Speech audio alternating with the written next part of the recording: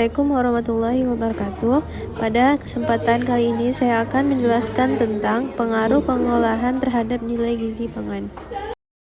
Yang pertama, ada pengaruh pengolahan terhadap nilai gizi protein. Pengolahan bahan pangan berprotein yang tidak dikontrol dengan baik dapat menyebabkan terjadinya penurunan nilai gizinya. Secara umum, pengolahan bahan pangan berprotein dapat dilakukan secara fisik, kimia, atau biologis. Secara fisik biasanya dilakukan dengan penghancuran atau pemanasan.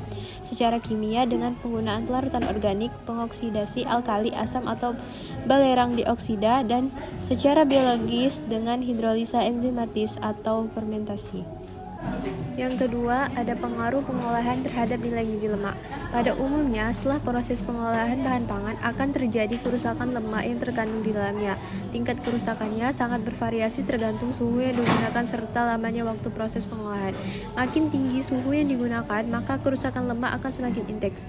Asam lemak esensial terisomerisasi ketiga dipanaskan dalam larutan alkali dan sensitif terhadap sinar, suhu, dan oksigen. Proses oksidasi lemak dapat menyebabkan inaktivasi fungsi biologisnya dan bahkan dapat bersikap toksik. Suatu penelitian telah membuktikan bahwa produk volatil hasil oksidasi asam lemak babi bersikap toksik terhadap tikus percobaan.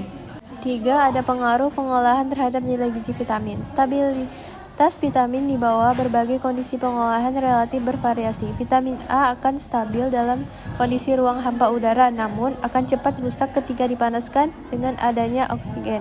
Terutama pada suhu yang tinggi, vitamin tersebut akan rusak seluruhnya apabila dioksidasi dan dehidrogenisasi. Vitamin ini juga akan lebih sensitif terhadap sinar ultraviolet dibandingkan dengan sinar pada panjang gelombang yang lain.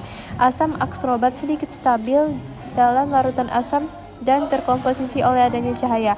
Proses dekompensasi sangat diakselerasi oleh adanya alkali, oksigen, tembaga, dan zat besi. Sebesar 50% biotik akan hilang pada saat direbus selama 6 jam dalam larutan 30% HCI dan 17 jam dalam KOH yang sebelumnya relatif stabil dalam udara dan oksigen atau ketika dieksposisi sinar ultraviolet. Dapat disimpulkan, penanganan, penyimpanan, dan pengawetan bahan pangan sering menyebabkan terjadinya perubahan nilai gizinya yang sebagian besar tidak diinginkan.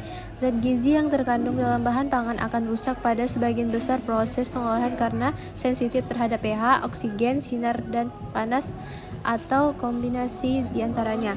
Zat gizi mikro terutama tembaga dan zat besi serta enzim kemungkinan sebagai katalis dalam proses tersebut.